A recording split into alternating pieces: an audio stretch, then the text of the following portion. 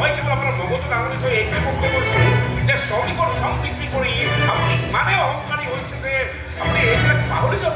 মনে মনে থাকা। তোমাৰ দৰে ভিক্ষাৰী মুখত ইমান বেছি বৰ বৰ কথা শুনিবলৈ মই ৰাজি নহয়। কি বুলি ক'লে আপুনি? ভিক্ষাৰী? ভিক্ষাৰী ভৰিৰ গছকত মৰা পোক পৰুৱা হয় নহয়। কিন্তু বিষাক্ত পোকে কামুৰিলে কিন্তু ভৰিত ফুলি উঠে বাৰু। আৰু সেই বিষাক্ত পোক দেখিলে মই চাৰু মাৰি আঁতৰাই দিওঁ। তুমি আঁতৰি যোৱা এতিয়াই এই মুহূৰ্ততে। ভৱিষ্যতে যে কোনোদিনা মোৰ সন্মুখত ভিক্ষাৰ জোলমালৈ থিয় নিদিয়া। ভিক্ষাৰী দেখিলে মোৰ এলাৰ্জি হয়।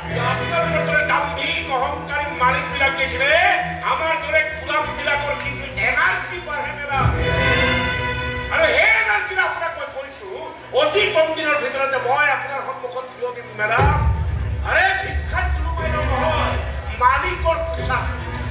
হতা পোচাক পিন্ধি মালিক হ'ব নোৱাৰি। আৰে বেলেগৰ পোচাক ফালিটো মালিক